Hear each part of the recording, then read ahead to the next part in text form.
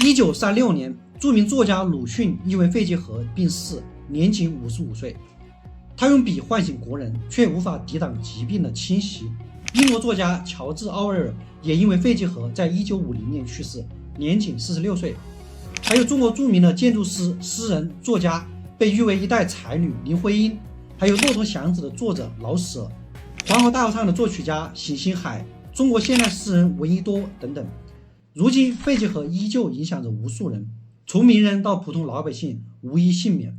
如果你经常感觉持续咳嗽、咳痰、胸痛、乏力，甚至卡血，尤其伴有夜间盗汗或者发热加重，你需要警惕肺结核。根据世界卫生组织统计，全球大概有1000万肺结核患者，每年因为肺结核死亡人数接近150万。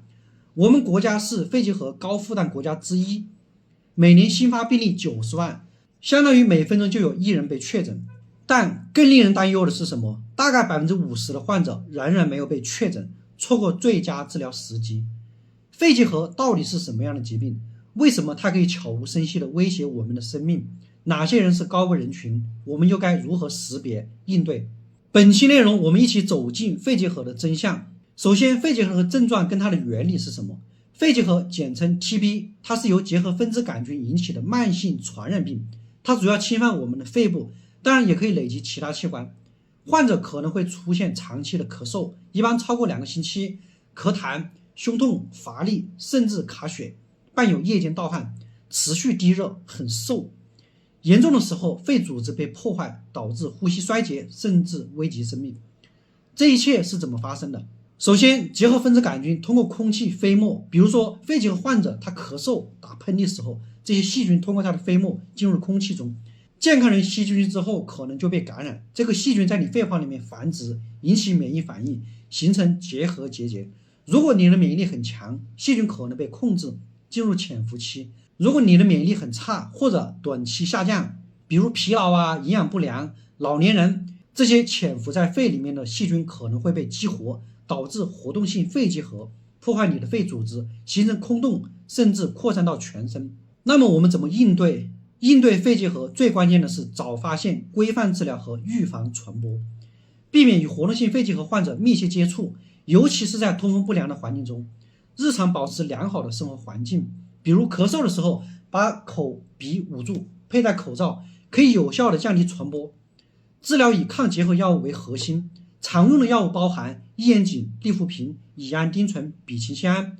标准治疗通常需要6到9个月，患者需要严格遵医嘱用药，不要随便停药，否则可能会导致耐药肺结核，使用治疗时间更长，难度更大，费用非常高，1年甚至10-20万。对于潜伏结核感染者，医生可能根据情况建议预防性的治疗，比如异烟肼单药治疗6到9个月，来降低发病的风险。当然，如果你不想吃这么长时间，也可以考虑异烟肼加利福平4个月疗程。我们该怎么识别肺结核？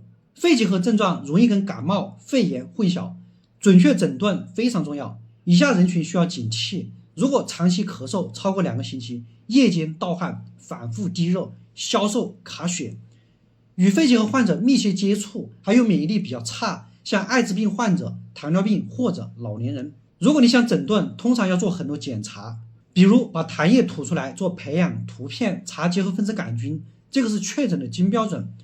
同时做胸部 CT， 看有没有肺上的病变，比如肺空洞啊、斑片隐等等。同时做结核皮试、干扰素释放实验，看有没有结核菌感染。也可以同时做分时检测，像基因 Export 快速检测，同时看有没有结核耐药。如果有结核疑似症状，建议尽早就医，早期干预可以显著提高它的治愈率，治疗费用也是比较便宜。肺结核预防离不开我们健康的生活方式，比如规律作息、均衡饮食、适当运动，增强免疫力，降低感染的风险。早发现和治疗是预防传播的关键。高危人群，比如医务工作者，可以定期体检。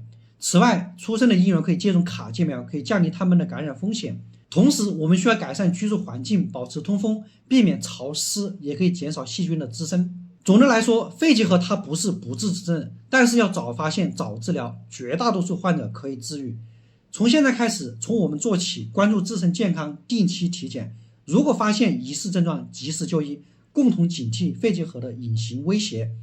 如果这个视频对你有帮助，点赞关注，了解更多的健康知识。